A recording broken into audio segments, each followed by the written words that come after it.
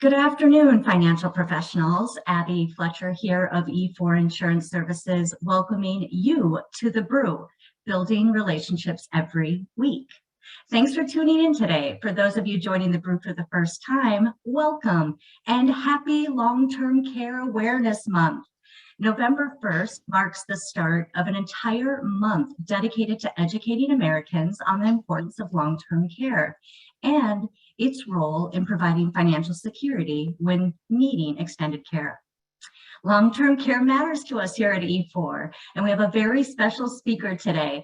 So today's show will be a super brew. We'll be going for 30 minutes, and this show will be recorded and put up on our YouTube channel later this afternoon. Today on The Brew, we have E4's very own Shane Van Patten, who serves as a regional vice president, as well as our resident long-term care guru. Today, Shane will be sharing what he believes are the best practices in long-term care planning and ways to have meaningful long-term care conversations that are comfortable to both the financial professional as well as the client. Shane brings over 15 years of experience in the financial industry and recently served on the board of advisors for the CLTC designation and currently as an instructor for this designation. You'll quickly recognize Shane's passion in long-term care planning. It's contagious, and we couldn't kick off Long-Term Care Awareness Month without him. Buckle up, folks. It's going to be an informative and invigorating 30 minutes. Feel free to use the chat box down below while Shane is live. I'll be keeping an eye out for your questions and comments. Also, all attendees are in a drawing for a prize, and we'll be announcing the winner shortly. Thank you for tuning in, and without further ado, Shane Van Patten, welcome. The mic is yours. Thank you, Abby, and thank you for the great introduction, and thank you everyone for taking time out of your day to join us today. I know Abby just mentioned buckle up. Anybody who knows me knows, especially with long-term care, I could probably talk about this for a couple hours. We have 30 minutes, so I've been tasked to kind of wrap this up in 30 minutes. I'm going to do my best to do that. As Abby mentioned, my name is Shane Van Patten. I'm the Regional Vice President at E4 Insurance Services.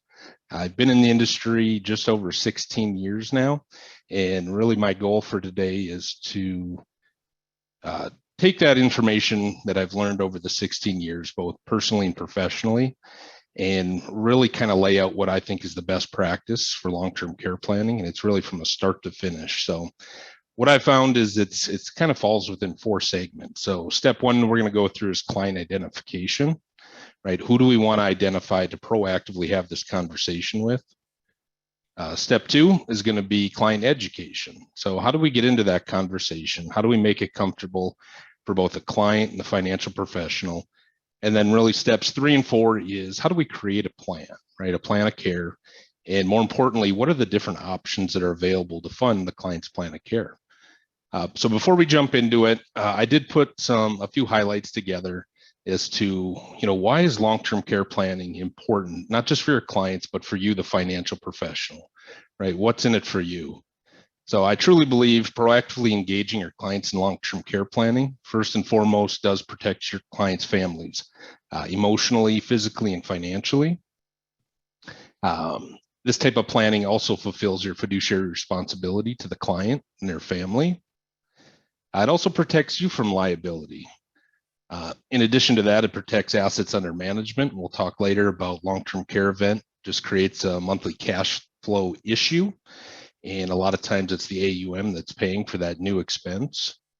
If we do use insurance as part of one of the funding vehicles to fund the plan, it often does generate additional revenue to your practice, which in turn will increase the value of your practice. And last but not least is that it does keep competition out. So based on my experience, advisors that aren't proactively having these conversations, it does leave the door open for other advisors to lead with this type of planning.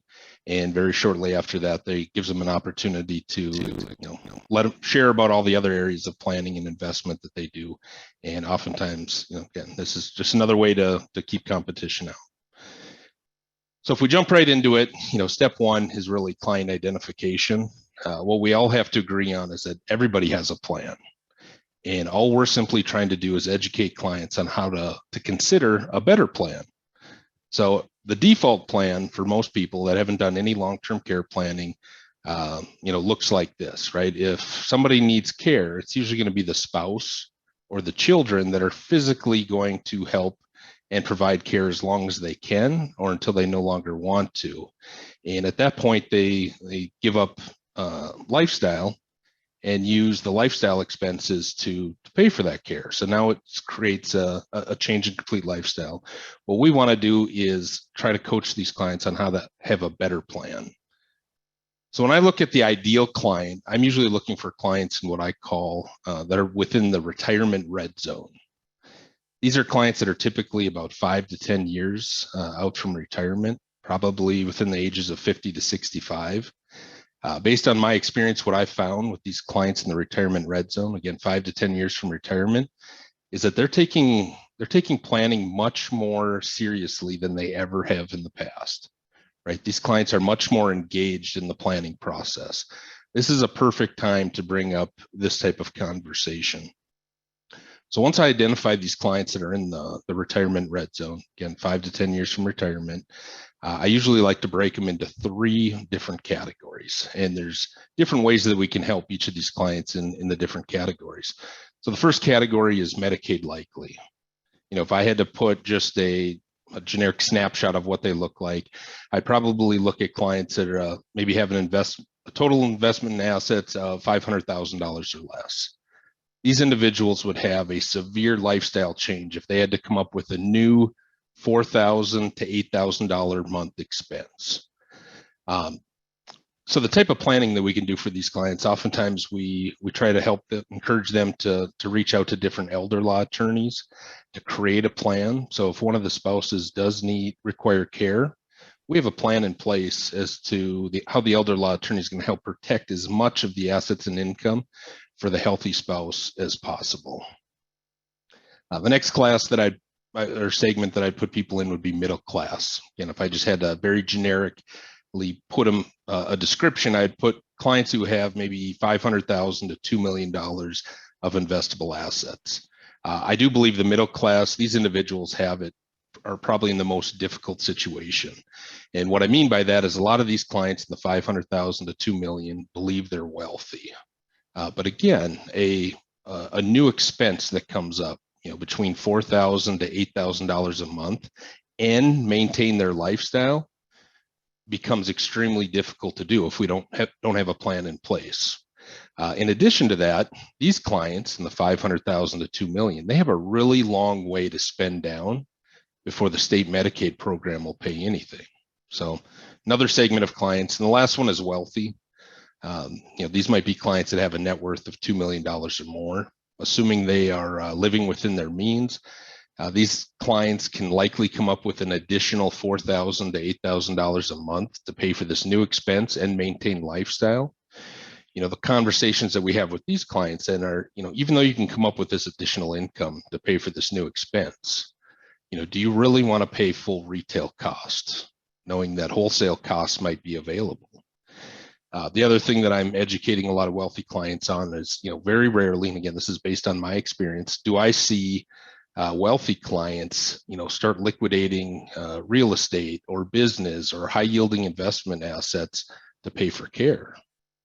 Instead, these individuals are going to their lowest yielding, most liquid assets, oftentimes CDs, savings accounts, money markets, and they're using those assets to pay for the care. So there's a real opportunity to educate these clients on a better way to use those what we'll deem lazy assets. And there's some reposition options to certain types of hybrid products and things of that nature. But so in some cases, we're able to help financial professionals find additional assets. Most professionals think that these insurance premiums will take away from AUM, but oftentimes we're able to help them bring in new assets to that. So once we've identified the ideal client, right, that retirement red zone, 5 to 10 years from retirement, they're engaged in the planning process. What's the entry point into the conversation? I found that annual reviews, I think, are the best way to bring it up. Most financial professionals are already have created a pre-retirement checklist for the client. All we have to do is just add the long-term care planning conversation onto the pre-retirement checklist. If it's on the list, we have to have this conversation. But annual reviews work very well. It's already a systematic annual recurring event in our calendars. Again, these clients are much more engaged. It's on the checklist. We're going to have a conversation. So there's really two things during that annual review that I'm looking for these clients. The first one is personal experience. If I meet with clients that have a personal experience, the first thing I ask them to do is, tell me about it, in which they tell me all the details. My first follow-up question is, do you think that was a good experience or a bad experience? Now, again, based on my experience, most of the personal experiences that I've heard are not great. They're not good. Some of them are okay, but most of them are just bad experiences.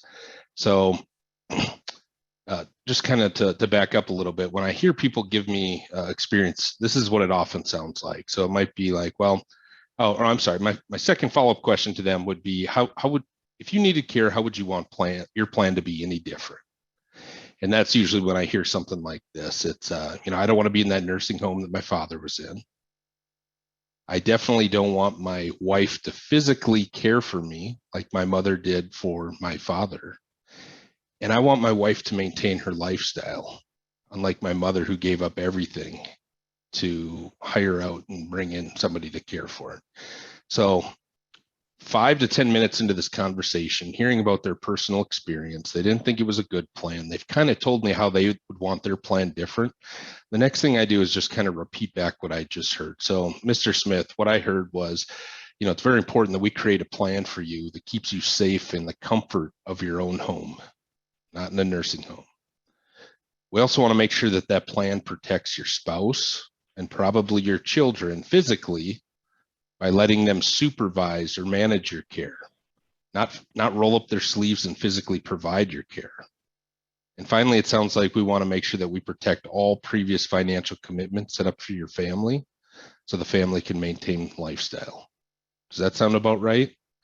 So again, within the first 10 minutes, we've already been able to kind of weed out their personal experience. We just created a plan of care in probably the first 10, 15 minutes. And now we're going to talk about how are we going to pay for that plan? And we'll talk about that a little bit later here. If you don't have clients that have any personal experience, the next thing that you're looking at is longevity. Right? The real risk of long-term care is a longevity risk. People are living longer than they ever have before, right? Due to to modern medicine, different lifestyle changes, things of that nature. We have to get the clients to agree that they could live a long life. And if they do live a long life, it's very reasonable to assume that their body's going to become frail, right? We call it the frailty of aging. As we age and the longer we live, we lose muscle mass, mobility, agility, balance. It's reasonable to assume that if we live a long life, it's also reasonable to assume that we might need some standby assistance for a period of years. We need to create a plan. Now, if your client doesn't believe that they could live a long life, first question would be, well, let's go back and see what the plan says. If you're a financial professional running income plans for your client, I'd bet that they're probably into the early 90s, maybe 95. That's already setting a reasonable understanding that the client could live a long life. So if the income plan is going to 95, there's a reasonable belief that we could live a long life. This is the tie-in to it. If your client truly doesn't believe that they could live a long life, my suggestion would be to go back to them and say, okay, instead of having the income plan to age 95, you'd make my job a lot easier if we could change it down to age 80. And at age 80, if that's what we're putting the plan for, you might want to consider life insurance because the internal rate of return before life expectancy is incredible.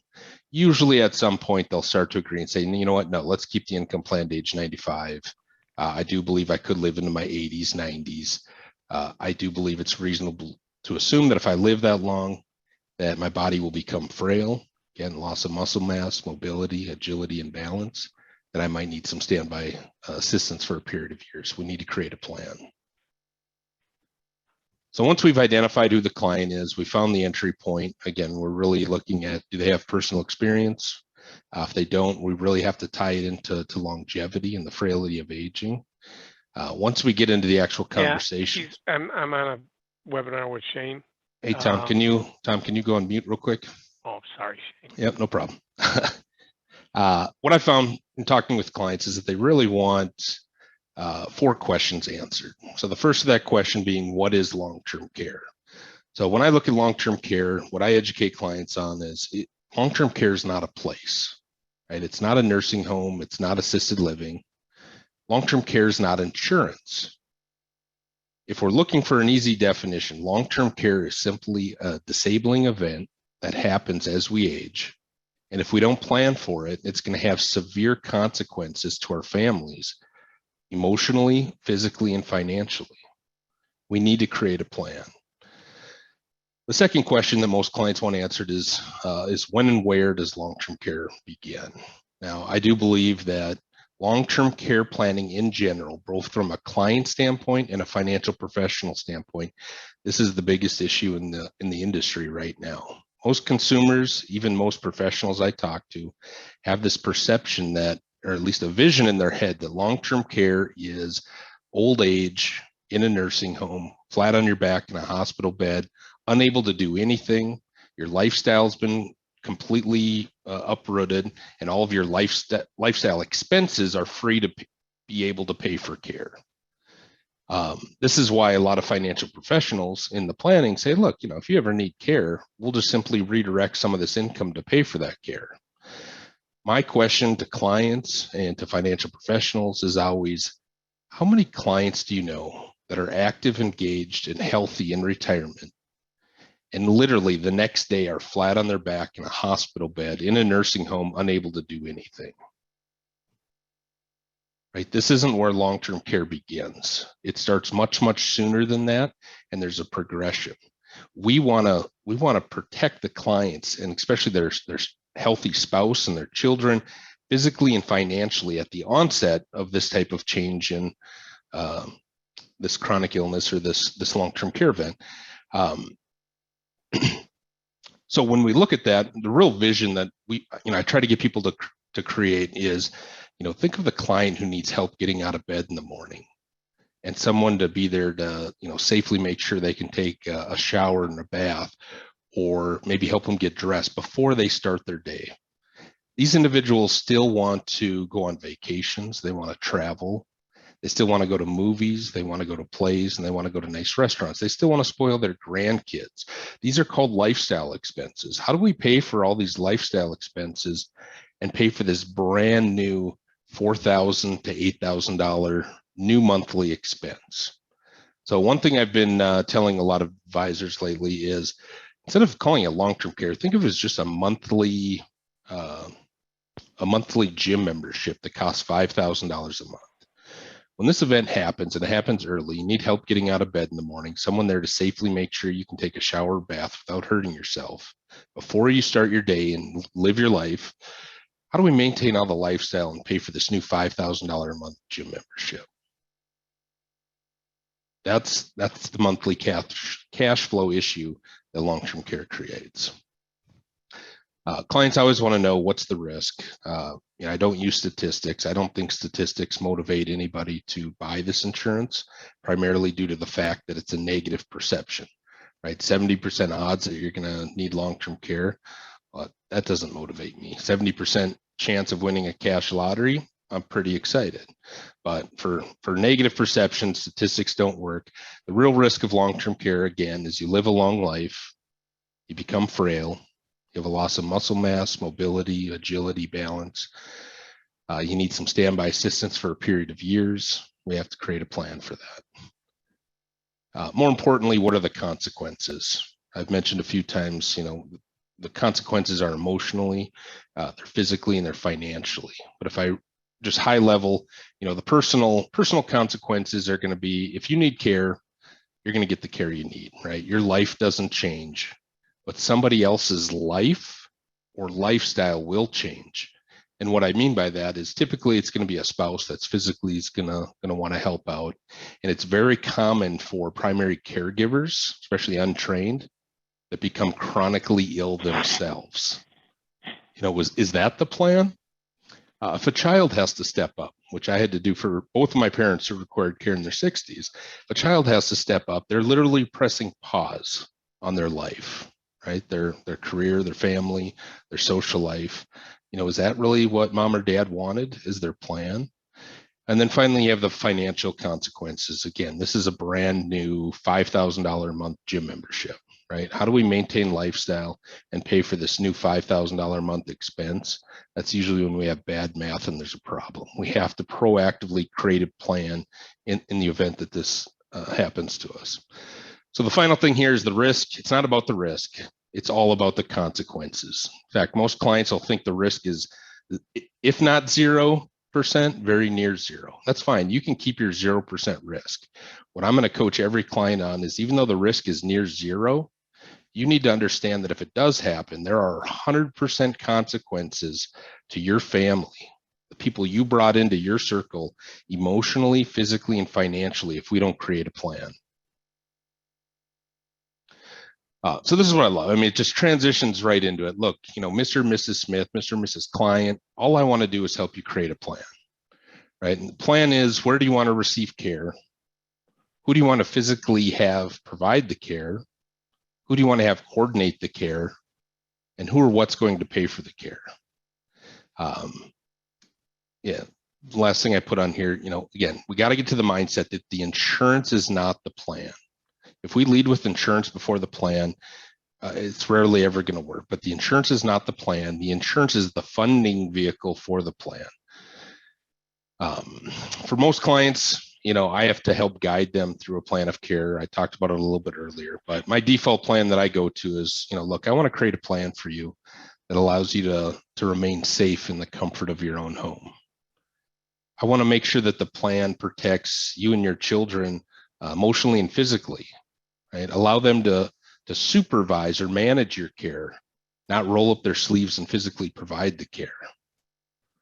And finally, we want to make sure that the plan protects all previous financial commitments that you set up for your family, so the family can maintain lifestyle. Does that sound like a good plan to you? And once I get buy-in to the plan, the next thing we go to are, what can pay for the plan, right? I'm going to go through 4 different things here. Actually, I'm just going to put them all up here and make it a little easier for me. It's really 4 things. First one's Medicare. Medicare is health insurance. Even if you get through all the red tape, which there is a lot of, the maximum Medicare will pay is 100 days. That is short-term care. That's not long-term care. And oh, by the way, care is received in a skilled nursing facility, not in your home. Unfortunately, this doesn't fit the plan that we just created for you.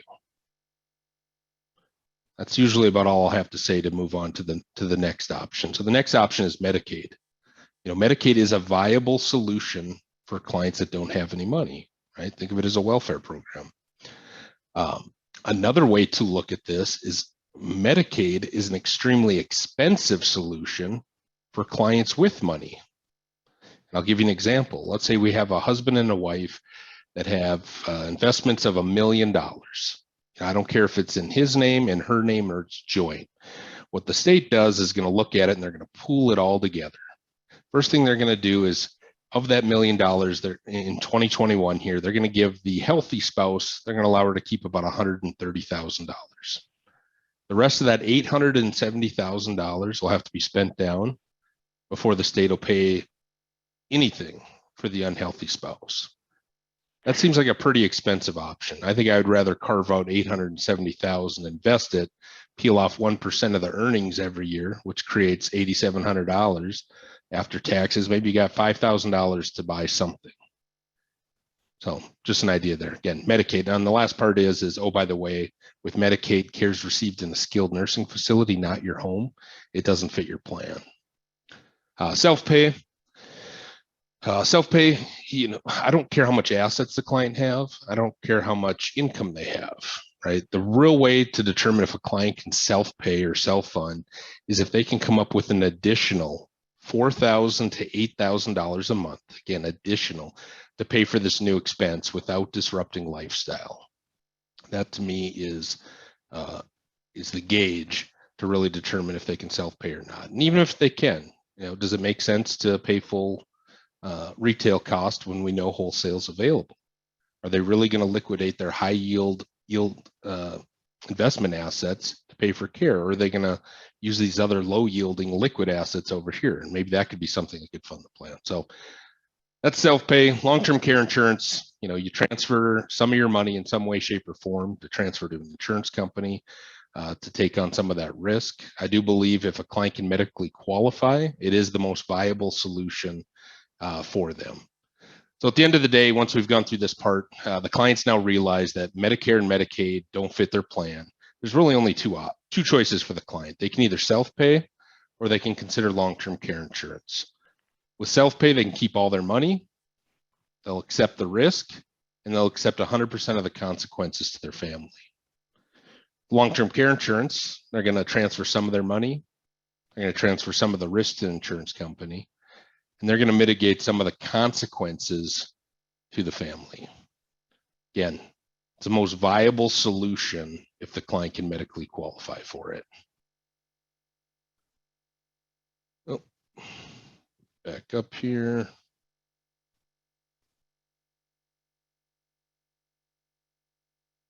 See if I can. Well, it looks like I'm not able to get to it. Danielle, if you're there, are you able to?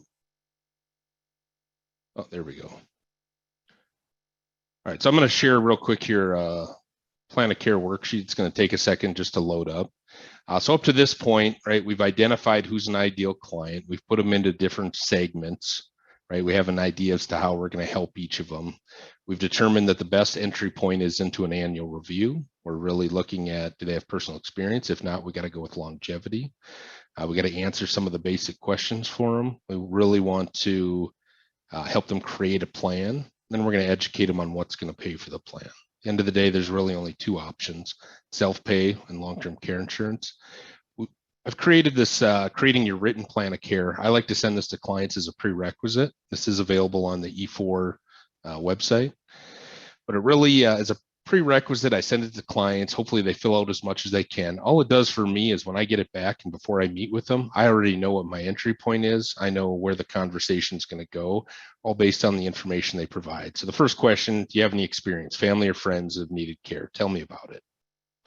If they don't have any experience, I got to get them to understand that they could live to their 80s, 90s, or even longer. From there, do you have any, or how do you, might never need care, but how would it affect your family emotionally, physically, and financially if you did need care? I want to pull on their heartstrings a little bit and get some sort of information as to what's important to them. And then just a plan of care. Where do you want to receive care? Who do you want to have physically provide the care? Who do you want to have coordinate it? How will you pay for it, right? Self-pay or long-term care insurance. I leave an other for every column because I've found 16 years that clients are creative, but it gives me a great opportunity to know what they're thinking before we've even sat down and had a conversation. And then what are the other planning that you've done, right? Do you have a living will, healthcare directive, power of attorney, any other types of trusts or things like that? So once we've gotten to this point and we really are at a fork in the road, knowing that, hey, we got a plan, we need to fund the plan, and it's either we're going to self-fund or we're going to use long-term care insurance if we can medically qualify. At E4, we have a proprietary analysis called the long-term care analysis, which is really just an executive summary that is going to compare self-funding versus the various types of long-term care insurance. I'm going to open that up here. I'm going to go very high level. If this is something you find interesting or want to learn more about, at the end, you'll have our telephone number. Feel free to give us a call. We can schedule a time one-on-one to go through this report. Really cool report, though. Page 1, customized to your client and you or your firm. Page 2 is just some generic information about what is long-term care, what are the activities of daily living, where do people receive care.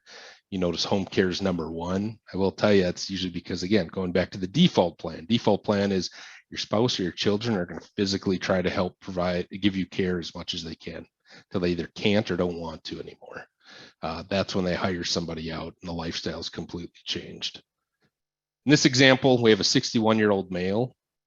We're anticipating that that he wants to proactively create a cash flow of $10,000 a month at age 80 and have that pay out for 4 years. So you see, I didn't say insurance. He could take this and create an investment plan, and it's his own sinking fund that's going to generate an additional $10,000 a month 19 years from now at his age 80 that would last 4 years. Why we chose $10,000 a month in North Dakota, home health care and assisted living, which is what we're planning for, is projected that that'll offset or cover 100% of the future cost of that. But here's really the best table of all. I know I can't get any feedback. Hopefully it's big enough for everybody to see. But what we're really looking at here, and I'm going to go very quick because I see that we're getting close to the time already. The blue columns are self-funding. So this is a client working with their advisor to create their own sinking fund, a carved out asset that sole purpose is to provide that additional monthly income that's needed in the event that somebody had a long-term care event, which in this case, 61-year-old male, we're projecting at age 80. Then we have various types of long-term care insurance. We have hybrid long-term care insurance. This is going to have some form of return of premium, a death benefit, and a long-term care bucket. The green here is going to be a life insurance with either LTC rider or a chronic illness rider. And the last one's going to be your standalone traditional long-term care plan. Over here, just to walk down, I'm just going to do self-funding. So this 61-year-old client could reposition $286,000 today, put it into a separate account. If we could earn a net 3%, so after taxes, after fees, return for the next 19 years, that'll give us the $10,000 that we need, the predictable $10,000 a month. If you look at this column here, that's the real goal. We want to proactively have $10,000 a month for 4 years, 19 years from now at age 80. So we put in $286,000. We earn 3% net of taxes and fees. If we never use it and just pass away peacefully at life expectancy age 85, the kids would get, the spouse or kids would get $581,000. To compare directly to that, we could look at a hybrid LTC plan. Instead of putting in $286,000, we put in $117,000. Day one, we have a benefit of $5,703. At age 80, 19 years from now, we have a predictable and guaranteed $10,000 a month for 4 years. If we never use it, we get a little bit more than what we put in, a 65 basis point tax-free rate of return on our money. I get a lot of clients that say, well, I really like this 581 to leave to them. It's usually when I tell them, look, instead of 286, let's put in 117. It's cheaper and it's more predictable than just investing it. Let's take the difference, the roughly 160, 170,000, and now you can invest it and put it as aggressive as you want, or you could consider life insurance, or you could do a combination of both. So this is a great tool. We don't have a whole lot of time to go through every single column, and but it's a really great tool. And if you got more questions, please reach out to us and schedule time, and we'll go over that with you. Actually, you know what? I'm going to go back here one last thing, because I think it is pretty important. When I go through this presentation with the client, at first glance, it can be a little intimidating, and I do a great job, I think, of breaking it down. And once we go through it, they really understand it. But once they understand it, they also have a little bit of paralysis, right? You have basically 6 options here. And clients don't like a lot of options because they don't want to make the wrong decision, right? So they almost become paralyzed a little bit. So what I like to do is use the process of elimination. It gives the client an easy win. Of these 6 options, they usually know one option that they really don't like. So if they don't like this self-funding or don't have 286, great, cross it off. It's an easy win. It's an easy decision. And now we're moving into the right direction. So as we go through the long-term care analysis, and we've used the process of elimination, if we land on one or a couple types of long-term care insurance, the next step from there is really just to pre-screen your client. So I'm going to open up this again, both a sample of the long-term care analysis and this medical pre-screen form is available on our website. As soon as this opens, right, this is an easy form that the client can complete, gives us a much better idea as to what kind of health issues we're looking at. being that a lot of long-term care policies today might be on a life insurance chassis as well. You know, we're really trying to gather a lot of information, right? Mortality risks, what are risks that are there that potentially could lead to an early claim, which with life insurance is death. With morbidity, we're actually looking for impairments that could result in an early claim from a long-term care standpoint. All right, so again, this is just going to be the high-level summary. I did, I think, pretty good looking at the time. Identify your client, right? 5 to 10 years from retirement, they're taking planning much more seriously. They're engaged. It's a perfect time to start having a conversation with them. Find the right entry point into the conversation. I think annual reviews. Once you get into the annual review, you really got to find out, do they have personal experience? If they don't, you have to get them to agree that they could live a long life. And if they do live a long life into their 80s, 90s, maybe longer, that it's reasonable to assume that just due to the frailty of aging, right, the loss of muscle mass, mobility, agility, balance, that it's reasonable to assume that they might need some standby assistance for a period of years. We need to create a plan. What is long-term care? Simply a disabling event that happens as we age. If we don't plan for it, it'll have severe consequences on our family, emotionally, physically, and financially. Where does it begin? Right? They're not active, engaged, and healthy, and next day in a nursing home, unable to do anything, and all their lifestyle expenses are gone. It starts much, much sooner than that. And that's the new vision that we need to have when we're planning with our clients. What is the risk, right? Again, risk. You live a long life, you become frail. Reasonable to assume that you need some standby assistance. What are the consequences? They're emotionally, physically, and financially, personal, right? Oftentimes it's your spouse or children physically providing care for you. It's very common for caregivers to become chronically ill themselves. Children have to hit pause on their life, right? Social, family, career, and then financial. If you take away anything from this, long-term care is it's a simple monthly cash flow issue. We have all of our lifestyle expenses, and we got to pay for this new $5,000 a month after-tax gym membership. How do we do it? Create a simple plan to keep you safe in the comfort of your own home. I'm going to protect your spouse and children physically. Let them supervise or manage your care, not physically provide it. We want to make sure that we, basically protect all previous financial commitments that you've set up for them so they can maintain lifestyle. Once we get to that, we educate the client on the 4 different things: Medicare, Medicaid, self-pay, long-term care. They realize Medicare and Medicaid don't pay for their plan. It really comes down to self-pay and long-term care insurance. That's a great entry, and it's just a natural transition into E4's proprietary long-term care analysis, really just comparing self-funding versus long-term care insurance. In some cases, they might want to do a combination of both. From there, if through the process of elimination on that form, if they determine they want to explore the long-term care insurance, we need to make sure that we're medically pre-screening these clients, both for mortality and morbidity risks. And if they kind of get through that, next thing you do is take an application, and our new business team is more than happy to help you, walk you through the whole process. So really the call to action here, if you have additional questions or want to schedule a time to go over more of this information, please give us a call. We're more than happy to help. If you're a NAIFA member, I would encourage you to get familiar with NAIFA's landing page, the Limited and Extended Care Planning Center. Lots of useful and timely information out there. If you really, really want to start integrating this type of planning into your practice, I would strongly encourage everybody to obtain their CLTC designation. I've been in the industry, I mentioned, over 16 years, but prior to December of 2016, I rarely had any long-term care planning conversations with anybody.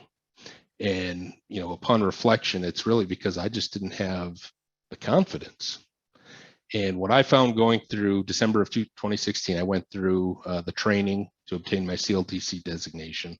What I found is it gave me the education that I needed to really build confidence, right? Confidently have these planning conversations with clients.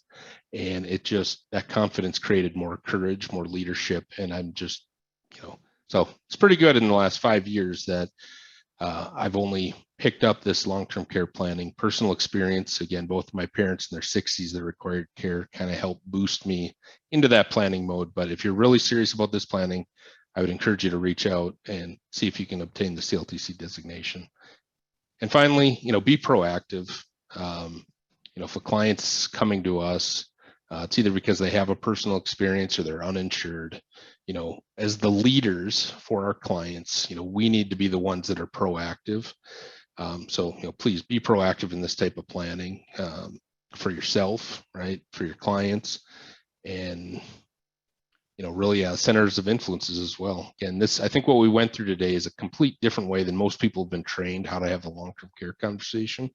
This is something to share with your centers of influences, what differentiates you, makes you different, and hopefully you can gain, provide value and get more referrals that way. So with that, I didn't quite make 30 minutes, but Abby, I'm going to pass it back to you. It's better than 2 hours.